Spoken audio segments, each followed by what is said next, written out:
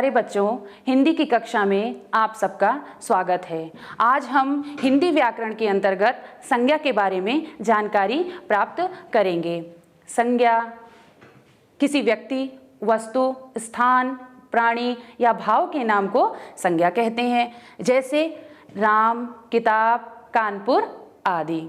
बच्चों, हम देखेंगे कि संज्ञा के कितने भेद होते हैं। संज्ञा के 5 भेद होते हैं, परंतु आपकी पुस्तक में संज्ञा के केवल 3 भेद बताए गए हैं। आज हम इस कक्षा में संज्ञा के 2 अन्य भेदों की भी चर्चा करेंगे। पहला, व्यक्तिवाचक संज्ञा, जातिवाचक संज्ञा, भाववाचक संज्ञा, समूहवाचक संज्ञा और द्रव्यवाचक संज्ञा होती है। व्यक्तिवाचक संज्ञा जिस शब्द से किसी विशेष व्यक्ति, वस्तु, स्थान के नाम का बोध हो, उन्हें हम व्यक्तिवाचक संज्ञा कहते हैं।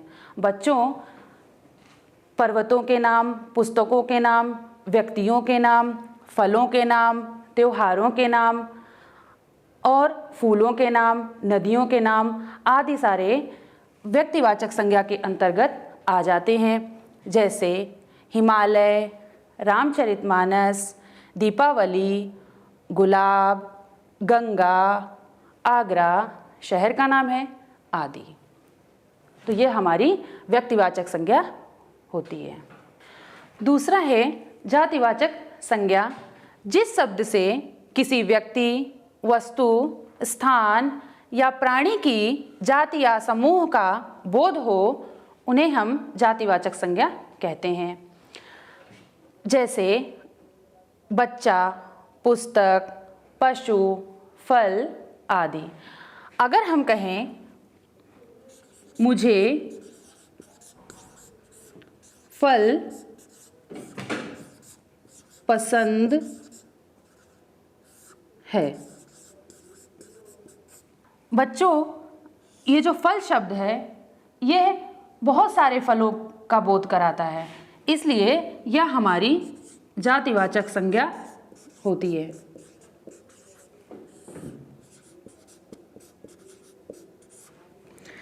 अगर हम कहें मुझे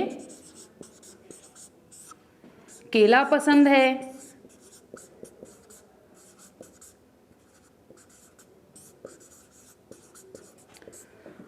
तो ये जो केला शब्द है, ये फल का एक नाम है और मैंने आपको पढ़ाया था कि व्यक्तिवाचक संज्ञा में किसी भी विशेष व्यक्ति, वस्तु, स्थान का नाम होगा। तो यह केला जो है, यह फल का एक नाम है, इसलिए यह हमारी व्यक्तिवाचक संज्ञा होती है।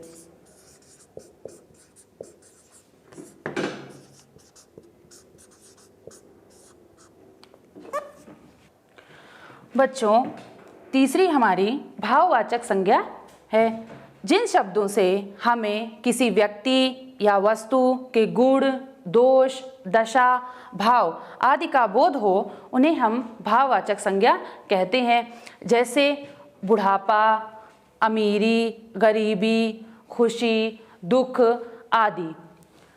बुढ़ापा शब्द जो है, यह व्यक्ति की अवस्था को दर्शा रहा है।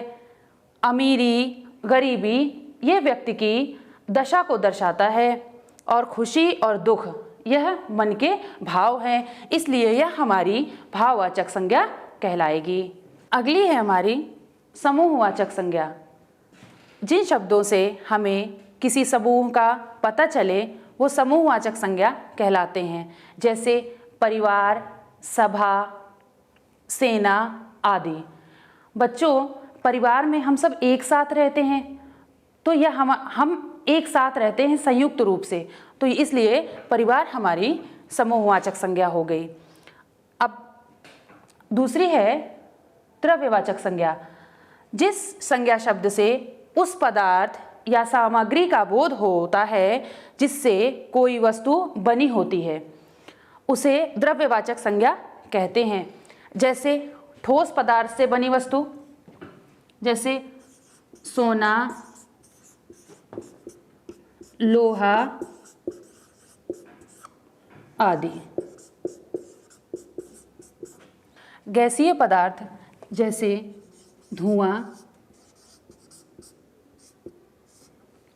ऑक्सीजन,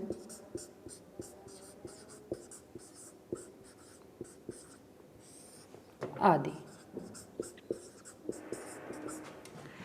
द्रव पदार्थ जैसे तेल, घी, दूध, पानी आदि। तो बच्चों, आज की कक्षा में हमने पढ़ा संज्ञा व उसके भेद। अब आप घर पर इसका अच्छी तरह से अभ्यास करें और इसे याद करें। धन्यवाद।